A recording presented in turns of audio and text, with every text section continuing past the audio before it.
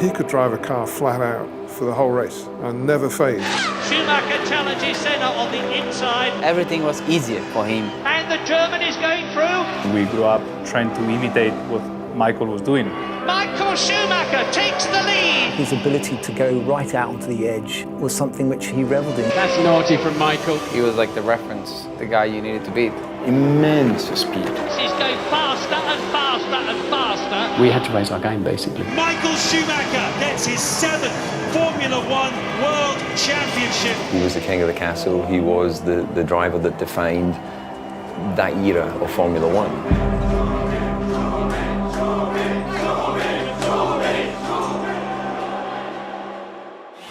Born in Germany in 1969, Michael Schumacher started karting at the age of 4. And after winning at local, national and European levels, he moved up to single-seater racing. He learned from early on, from his childhood, that he had to deliver. When he's in this car or kart, he really had always to deliver in order to be able to get a seat. I think that never really got away from him. He would never have thought that he could ever arrive in Formula One. That was beyond thinking. Impressed with his performances, Mercedes employed Michael for its sports car team. They put Michael in the car and suddenly lap times would be faster, he was using less fuel.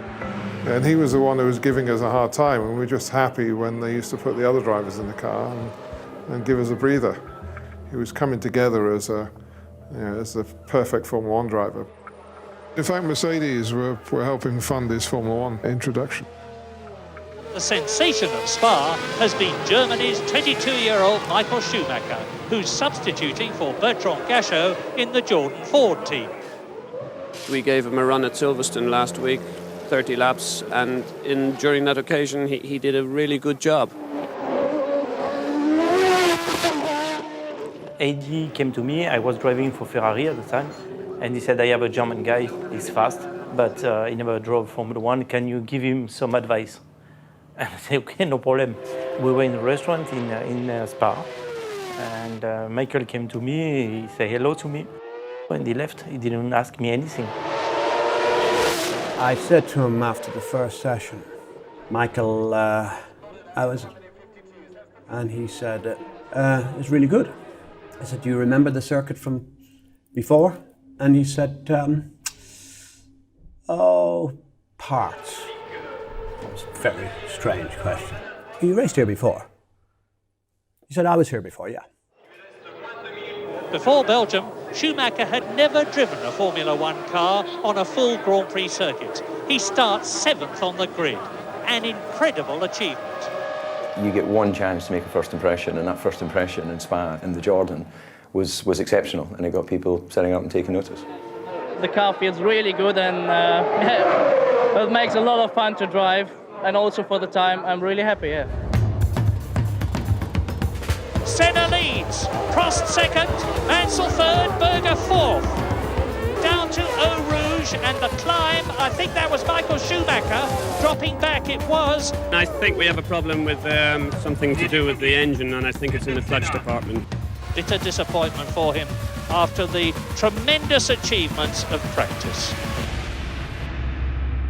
Then ensued a battle to pull him out of the Jordan and stick him in the Benetton.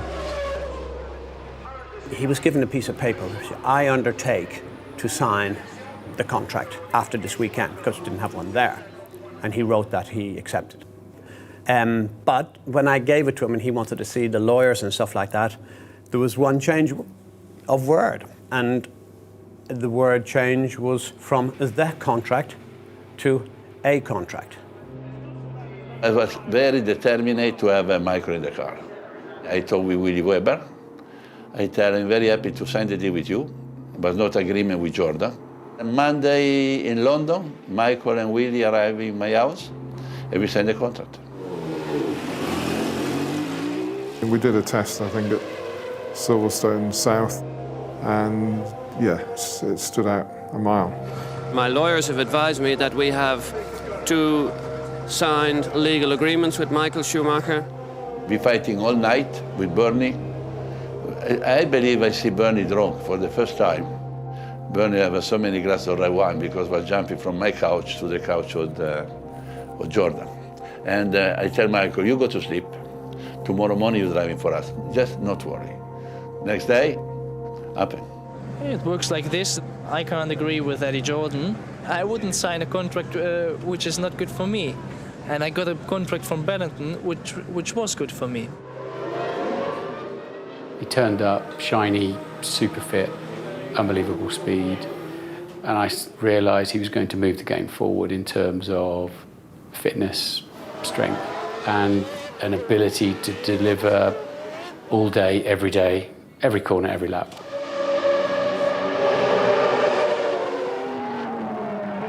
Schumacher was immediately competitive, and he soon developed a fierce rivalry with reigning world champion Ayrton Senna.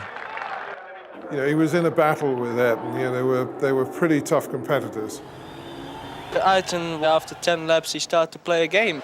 And once there was a situation, he let me pass, came in a slipstream and passed me back. Just to do it like this, that somebody else can overtake me, you know. He couldn't finish. I'm really upset about Ayrton. I think it is not really necessary for 3 times world champion to do something like this. A year after Michael's debut, F1 returned to Spa. Welcome to the finest Grand Prix circuit in the world. Now, the bad news is that I fear it is going to rain. The Williams were all dominant that year, but in the rain at Spa, we were keeping them in sight. Michael third, I was fourth, right on Michael's gearbox. And I'm thinking, I felt some grip, I'm going to go in and get slicks on. The track had been wet up until then. And then Michael went off in Stavolo, and we had a very low front wing on the car. And I thought, he's broken his front wing, for sure. I just missed the apex a bit and went a bit over the grass. Actually, I was happy that I didn't hit the barrier. I'm now third, I can still see the Williams. It's a bit wetter down here in the lower part of the track. I will go one more lap. I was behind Martin and I could see that his tyres were blistered, and that was a good situation for me, and immediately I decided to go in for tyre change. And into the pits now to change tyres comes Schumacher. And of course he went on to win the race, but that's how it worked out. 23 years old, the youngest Grand Prix winner for a long, long time. The first win ever for Michael Schumacher. Well, yeah, I did it, he says. I don't know why, but when I was in the motorhome today, I thought I'm able to win this race. I think the German fans have waiting a long time for Formula 1 Grand Prix victory, and I really give this victory to the German fans. Michael, any last words for anybody back at home? I think my parents want to say just hello to them.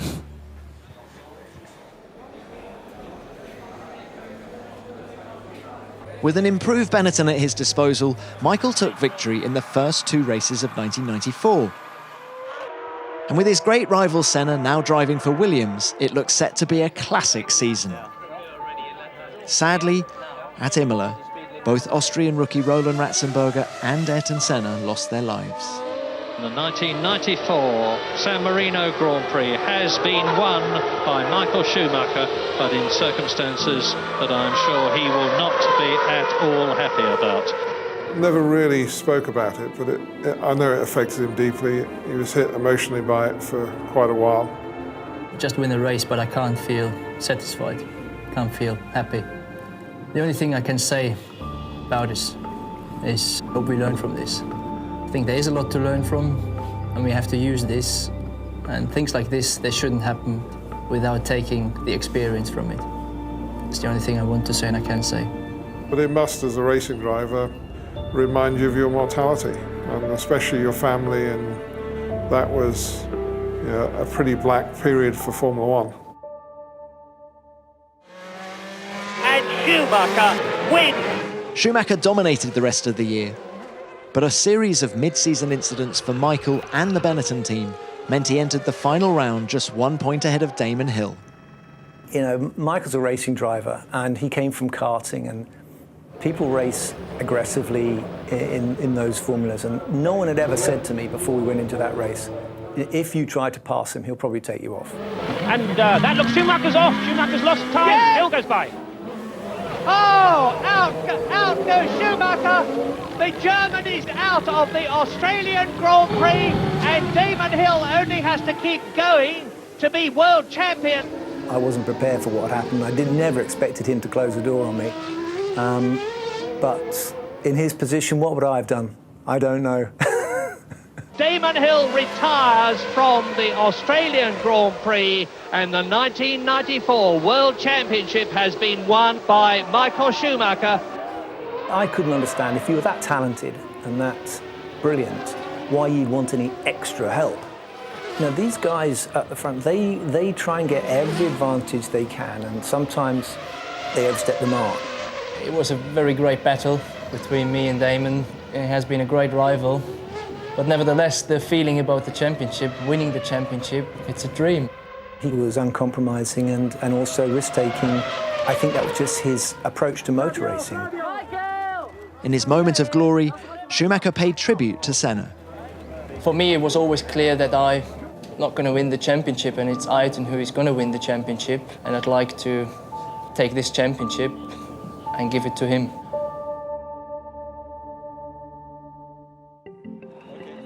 Finally, there was a German driver able to win the Formula One World Championship, which was at that time something unimaginable. I really remember our chief editor saying, wow, there's this guy, we need to go there now. I saw him as distant, reserved, cautious. You could feel that he was a very strong character, but he was not easy to open.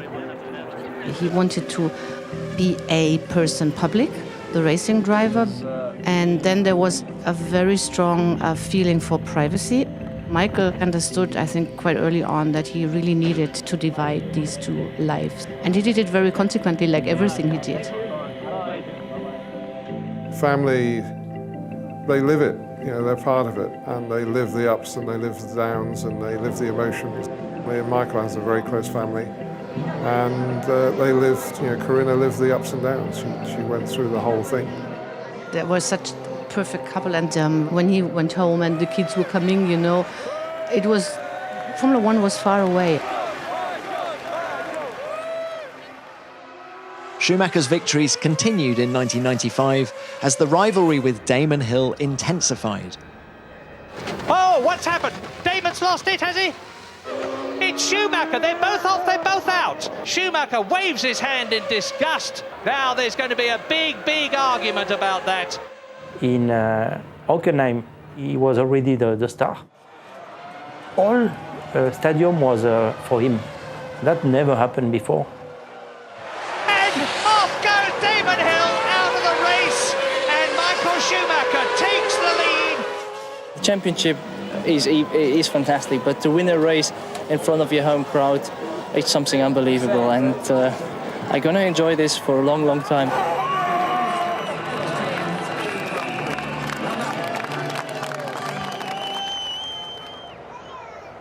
Michael really came from a very average environment, and I think a lot of people could just really relate to him. He was not the son of a rich family or something. He really had worked his way up. The people liked that, so he was one of them. Schumacher's going to try and cut him off. Hill is alongside him and goes through. No! Schumacher's still marginally ahead.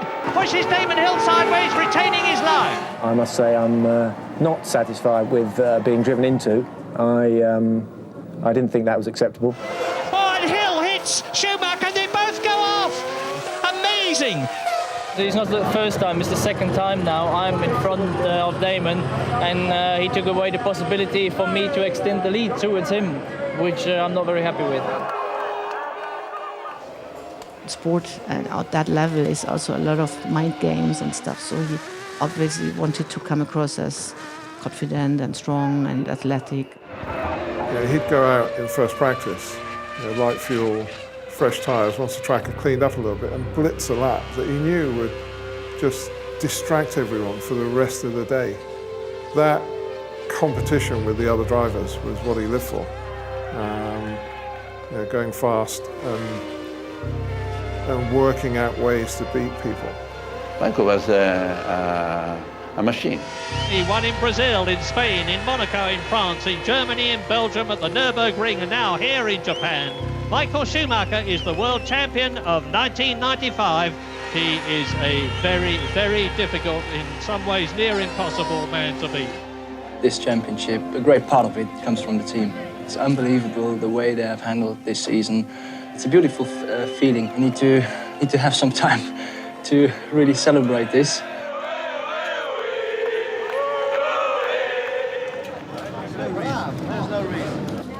He'd fallen out with Flavio over a few things, and I was aware of them, but didn't realise it had gone to a stage where he was contemplating moving. The offer Ferrari put in the table was impossible for us to match. He was definitely fascinated by what Ferrari was representing. I was phoning regularly Luca Di Montezemolo, who was a chairman, to keep him in the loop of the discussions. He arrived in the right moment. The team was good, the car was becoming very good, so the combination was perfect.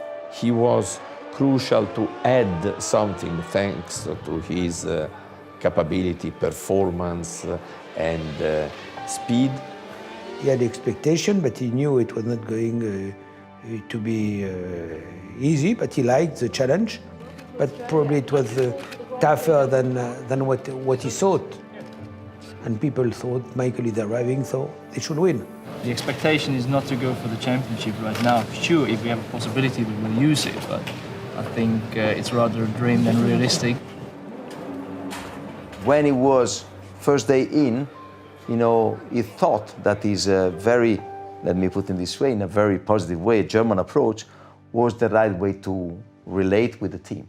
And then he understood day by day that the atmosphere that was unique in our team needed a different relationship. Michael, particularly at the beginning, was able to win races not with the best car. His first win with Ferrari in Barcelona, that was a good one because he rained a lot. We were not flat on the straight, and Michael really had a moment of the race where it was extremely wet. He made the gap, and that was very impressive. Michael Schumacher wins the Spanish Grand Prix after an absolutely superlative drive. I remember very clearly all the team on the pit cheering and you know, sharing that moment. The victory for him was an obsession.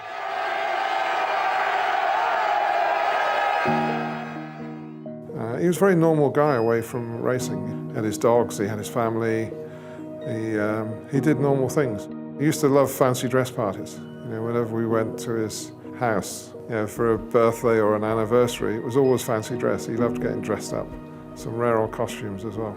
He was really a different kind of person in private. He was really very easygoing, enjoying his life a lot. So he loved to have fun, but he also loved to share that with other people. And he really, that was something I really always liked on him so much, even then, in these very tense times, that, I mean, he never forgot about the other people having fun too. He's very reserved, he's shy. Sometimes he could give the impression to be arrogant, but he was not arrogant. He was protecting himself. Michael has always been a very warm person, but obviously he didn't want that to be seen to the outside because he felt that would kind of take away something of the competitiveness. 96 Monaco, in the warm-up, I just couldn't see. My helmet at that time didn't have the double visor, which helps with the anti-fogging. So I went to Michael and said, can I borrow a helmet? Which is a very unusual thing for, I guess, drivers to do, but he didn't hesitate. He was like, yeah, okay, no problem. And I raced and finished second in that Grand Prix. I asked him if I could keep the helmet. And it turns out Ron Dennis had gone already to his helmet supplier and said, I want the helmet. So what we agreed was we'd do a replica for Ron. And I've told Ron since that I've got the original helmet in my museum in Scotland, and what he has is a replica. The worst moment, at least for me, was, and I'm sure for him, was in 1997 in Jerez. So here is the European Grand Prix to decide the 1997 World Championship. The two contenders are on the front row. Jacques Villeneuve in pole position and Michael Schumacher alongside him. It is extremely tense. And it's go, go, go, go! Villeneuve gets away and Schumacher gets away. Better, better, better! Michael Schumacher leads. Villeneuve is all over him, look. He's going He's through. through. Oh, yes. Oh, out I don't think. Out goes Michael Schumacher. That didn't work. And if Villeneuve can just keep going in the points, he's won the World Championship.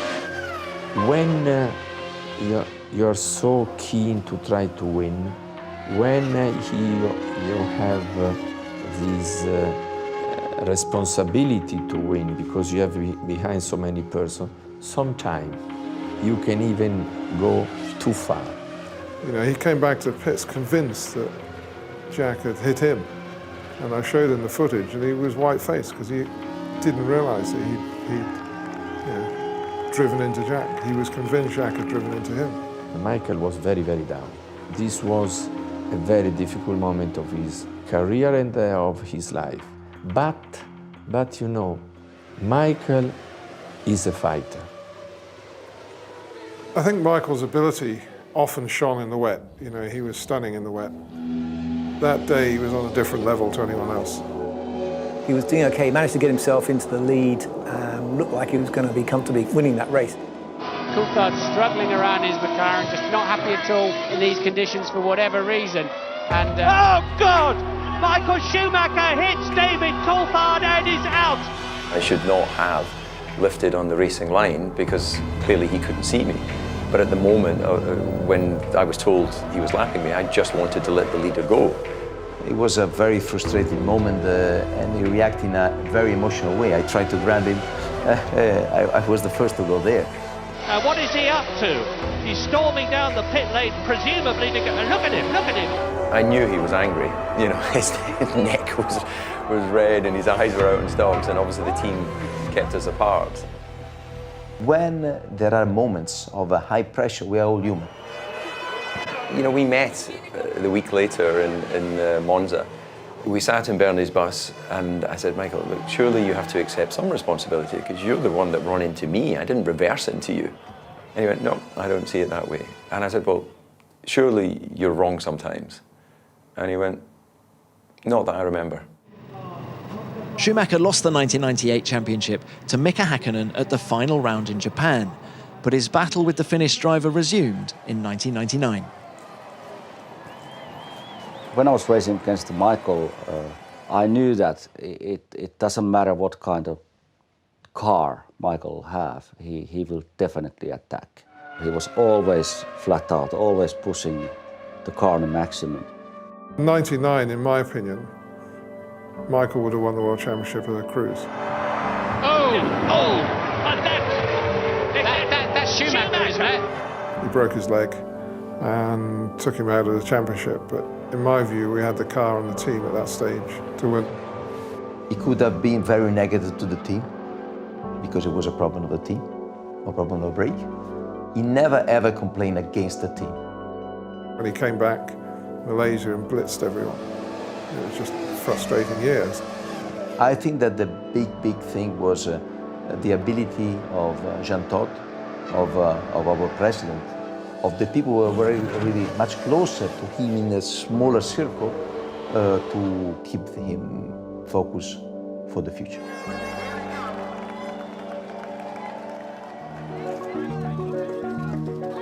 In a way, I felt it was like a very decisive year, and I don't know what would have happened if they don't finally make it.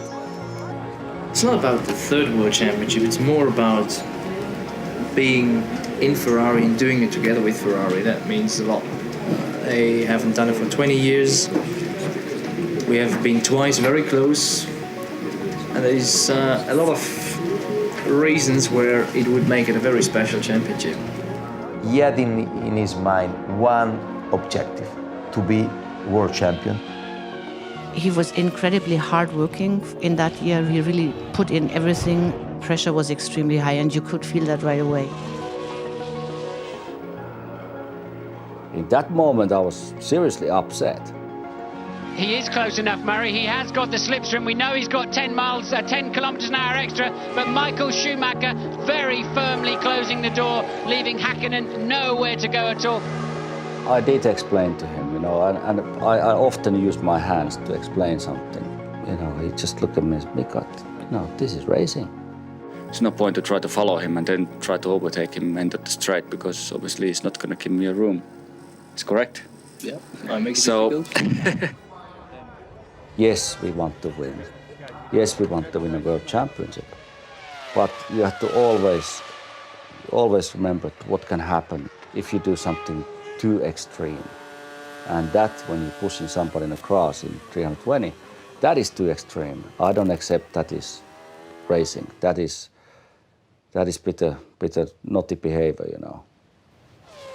And now Italy can truly erupt. The Tifosi and the Ferraristas see Michael Schumacher win at Monza and Italy. I'm not sure if you're aware, but this is your 41st victory, which puts you at equal second all time with Ayrton Senna. Do those records mean a lot to you? Yes, it does mean a lot to me. Sorry.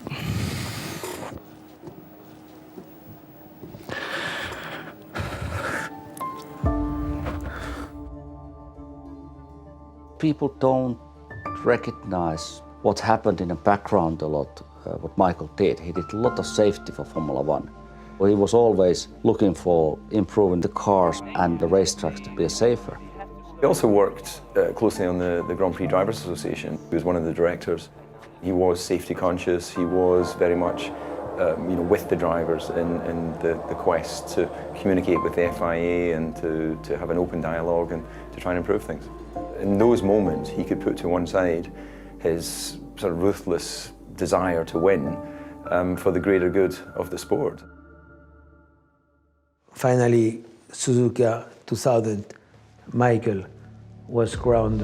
A brilliant race for Michael Schumacher to win the World Championship for the third time, to give Ferrari and Italy their dream. And look, he knows it. He is absolutely beside himself with joy. After, years of getting closer, it was like a moment of relief. I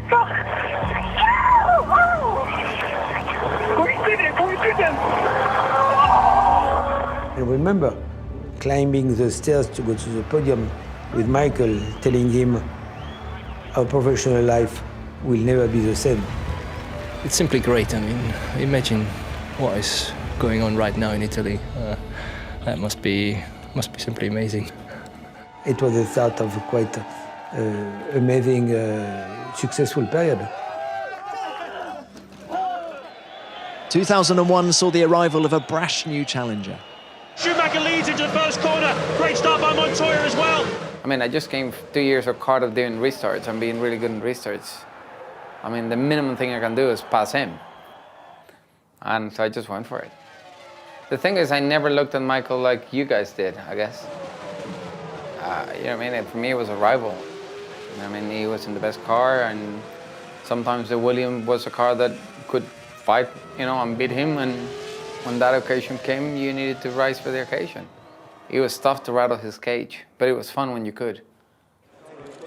Another rival was in the other Williams car. Brothers are going to finish first and second here at Canada.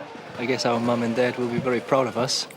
First time a brother pair being first and second on the podium. So a happy family day, I'd say. Despite the new challenges, Schumacher clinched the title in Hungary, with second place for teammate Rubens Barrichello confirming a third consecutive constructors' title for Ferrari. We have such a great crew. I mean, such a good team. I'm really in love with all of them, and it makes so much fun to work with them. It's their achievement, and I'm more than thankful to all of them. Apart from racing, was number one, the family, number two, to play soccer. We'd organise a football game on a Thursday night for the mechanics, and he would know all the mechanics' wives' names, and if anyone was having personal problems, he'd always spend some time And he loved being part of that. It wasn't just doing it because he knew it would benefit him in some way. He did it because he loved to be part of a team, part of a group. Michael was like a team principal. He's coming to the factory all the time, you know, was there all the time. Sometimes I know what's in the factory because he sent me a message. I am in the factory, I can meet you later. He was just there, talking with the people. Talking with people in the factory. The people paint the pieces for the car for the next race. He wanted to have the birthday of everybody, and that was something which was really important to him. He never thought he's something different or special compared to the mechanics. They always felt like he's genuinely interested in what they do, but also who they are. He was naturally happy to share time with people he loved. Down to the last corner of the race, and David Coulthard wins, and Michael Schumacher is second. Wow, there is team orders. Michael Schumacher gets 6 World Championship points, and a bitterly unhappy Rubens Barrichello defers at the last moment. He will not be at all happy about that. I said to the team, I said, look, if it was for first place, would that have happened? They said, no, first place, that would never have happened.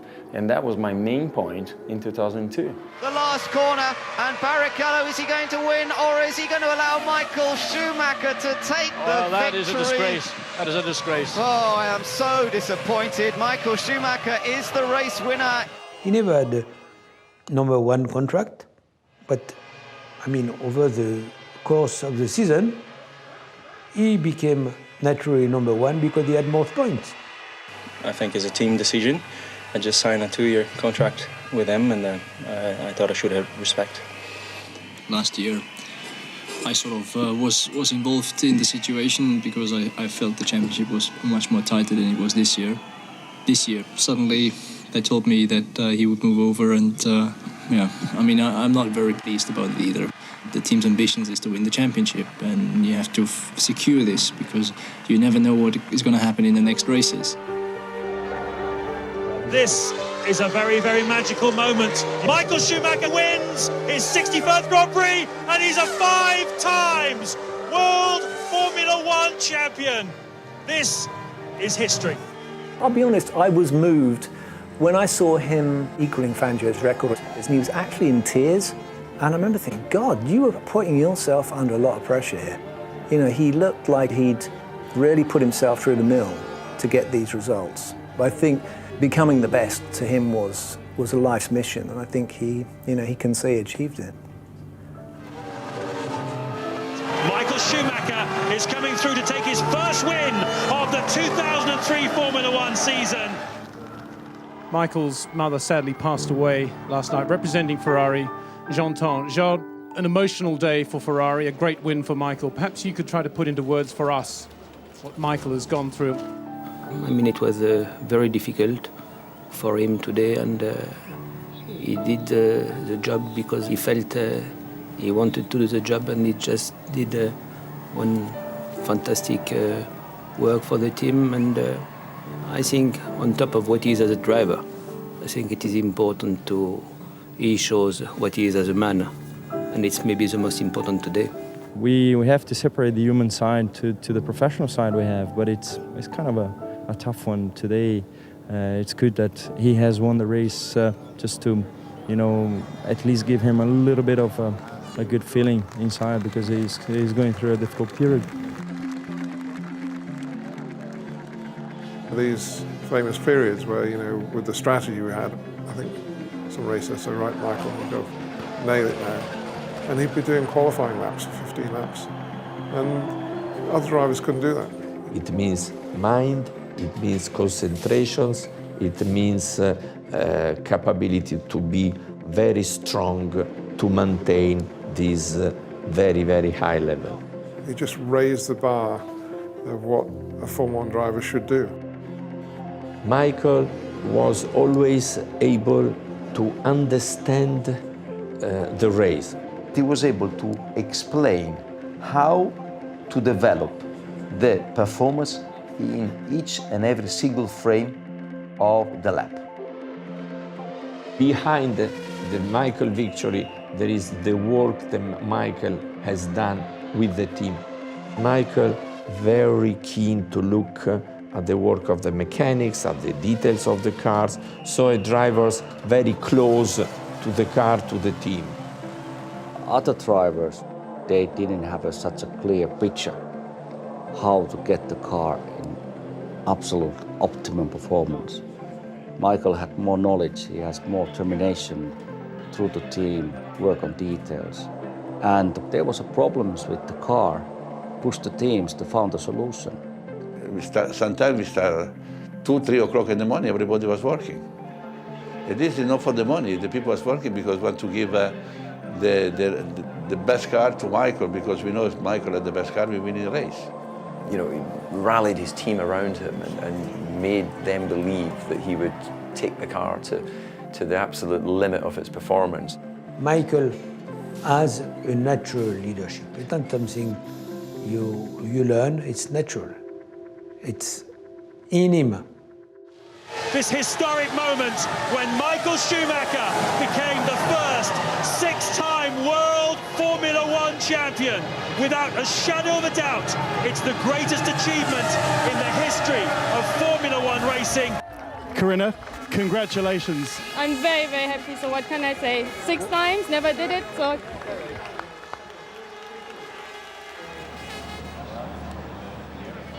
Not all of his rivals made it easy for him in 2004, either on the track or off it. And look at Montoya attacking Schumacher. Schumacher pushes Montoya clean off the road. I mean, I saw his attack on the outside at braking, but then going around the corner, first of all, I didn't see him, but second, outside around the corner, you usually lose ground, so I didn't really expect him to be there anymore. Oh, no, he didn't see me there. Well, no. You know, you gotta either be blind or stupid to not see me, but, you know, it's racing. Every time I turn the TV on, it just seemed to be Michael winning another race. Watching this relentless kind of tally going up and up of Michael's victories and championships. Schumacher secured the title in Belgium, although he seemed more interested in family achievements elsewhere. There was far more important things like my kids. When you go to a swimming school, you can make a certain exam and they pass the exam, and that was much bigger celebration than my 7th championship, and I love that.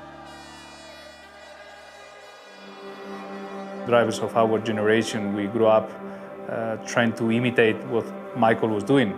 Battling with Michael was very hard, but at the same time it was fair, it was clean.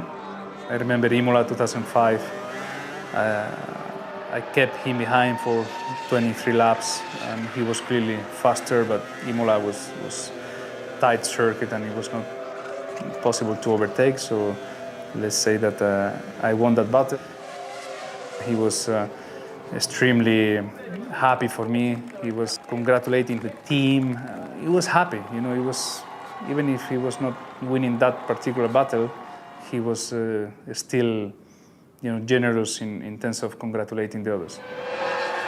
Alonso went on to win the title, with Michael scoring his only victory of the season at Indianapolis, in a race overshadowed by the withdrawal of most of the field when their tyres proved unsuitable.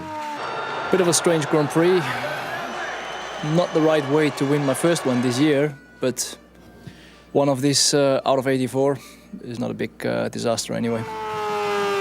The wins continued at the start of 2006, but another huge controversy was just around the corner. Michael Schumacher is the fastest man so far. He's made a mistake somewhere in the middle sector of this lap. 1 second he's made ago. Another one at the Ras Martin, straight on, missed the turn-in. Yeah, but that's going to spoil everybody else's lap too. The yellow flags are going to be out, and that's going to keep him pole position. I wouldn't be at all surprised. Fernando's lap, do you believe it really did spoil Fernando's lap? I mean, he's not touching the barrier, touching nothing. It's very, you know, I mean, he's just parking the car.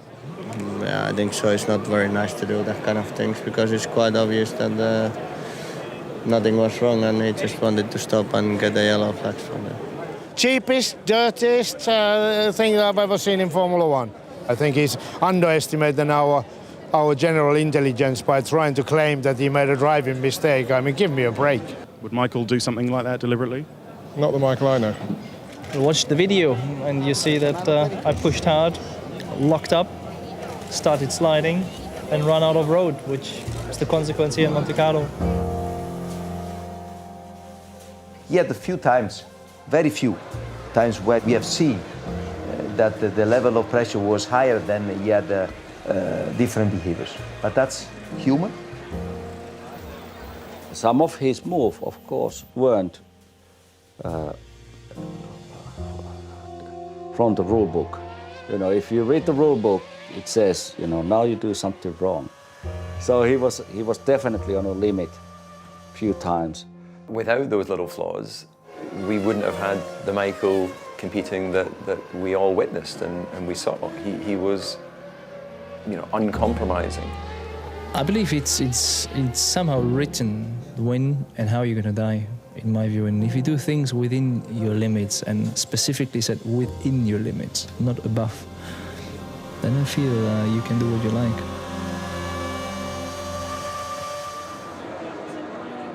He was maybe enjoying that he was fighting for the championship, but then in the middle of the season, I knew really that he was going to retire.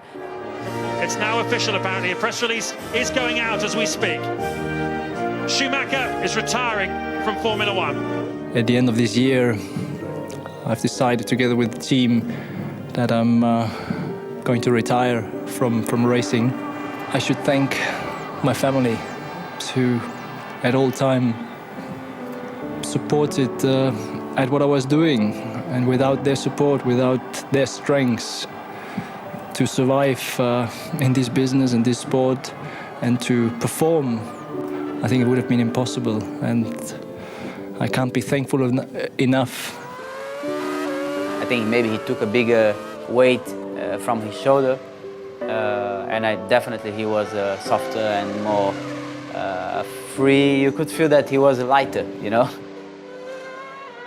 So this is the final Grand Prix of Michael Schumacher's career. He's going out fighting. He's racing with Raikkonen, who's trying to block him into turn one. Schumacher's having none of it. They're side by side. Don't collide, guys. Please don't collide. Raikkonen gives him room. Schumacher is through. The crowd go bananas. And that says everything you need to know about Michael Schumacher's spirit. Yeah, I mean, he's a very special guy. He deserves, you know, the 7 titles he has. I will miss him definitely a lot. Always said that to become champion when Michael is still on the track has maybe more value than when he retired. And I was extremely lucky to win the last 2 championships. My wife organized the whole party for him. And it was so nice. I mean, everybody was enjoying. And I remember, so it was an amazing moment, you know, celebrating his incredible career. The 2006 season was very difficult for his physical condition. He had really sometimes neck problems, and we didn't want anybody to understand that, obviously, because it would have obviously influenced the championship. But it was clearly like this. So at that point, it was time for him to go. Looking back on it, he probably did stop too soon. You know, he could have carried on, and I think he would have won. A good chance he would have won the championship again in 2007. But, you know, he'd confessed he was tired. He didn't really have any desire to come back. Actually, he was really happy with his retirement. Michael reconsidered after Felipe Massa's serious head injury in Hungary in 2009. He came to visit me in the hospital. And he was also ready to get my place, you know, to race on the second part of the season. He went to test in Mugello, and he was really slow, and nobody was understanding. And he went to check his neck or his back, and the doctor told him that it was better for him not to race because he was not 100%. At the end, he didn't race because of this accident that he had in the bike. I just rang him up and said, "Do you fancy a beer?" And he knew what I was going to ask. And it came together quite quickly. I remember very clearly that he called me and he said, "You know what, Sabine, I just had a chat with Ross, and can you make me some pros and cons, maybe if I should come back or not?" And I said, Oh, I think, Michael, there's no need to do that because I can hear from your voice that you already decided. You could really feel it immediately. I knew that something was boiling. He said, you know, Stefano, can I be back in Ferrari cars to drive? For us to offer him the possibility to come back would have been very difficult. I felt there were more negative than positive points to go versus that route. So I understood his wish to prove to everyone that he would have been still an incredible driver. He came back to race because he was missing so much the competition. For sure, I mean, the second part of his career was not the same as the first one, which is pretty normal, I think, with the age. We've been waiting to see this, haven't we? Schumacher versus Hamilton, wheel to wheel. It's the first time I think we've really seen it. We've got two Mercedes side by side and they make contact. Michael Schumacher round. Will he? Oh! Very quickly it became clear that it would not turn out the way that he had hoped. The resources were not really there, and it was clear that they would not be given as well. There were glimpses almost of his brilliance in that period in Monaco, where he would have qualified on pole, but he had a penalty, I think would have won that race. Michael Schumacher's crash into Bruno Senna in Spain last time out cost the 43-year-old a very famous pole position and what would have been the best start on his Formula One return. But he always kept great resolve and great commitment, never complained, never moaned, just tried to lift the team up. But at some point, it's good to say goodbye. And that's what I'm doing here with by the end of the season. And it might this time even be forever. Look at this, Raikkonen and Schumacher inches apart going through the centre S's. I think they might have just touched. Might be the old boy's last race, but he's not going to yield. Michael fought a lot to convince the right people to really give more money into it and really make it a big team. Yeah, it was really pretty instrumental in where Mercedes are today in terms of helping build the team. We discussed it. Maybe you stay another year, then And he said, no, but I'm not having it. I don't want to spend so much time away from my family, and that was actually the reason why then, knowing he couldn't maybe have a better record at the end if he stayed another year, he just decided against it. Michael's legacy is one of not just Formula One. I think he transcends that. The generation of drivers that we are now in Formula One and the ones that they are arriving, they are Formula One drivers because of Michael. He was exceptional. He had work ethic, speed, commitment. The way, the results, and what he achieved is still a reference. He's amongst the most legendary figures in motor racing. Here's this guy who's got huge natural talent. All the other Formula One drivers just looked at him like he was a god. You were dealing with the legend. What he was the most complete Formula One driver, probably of all time.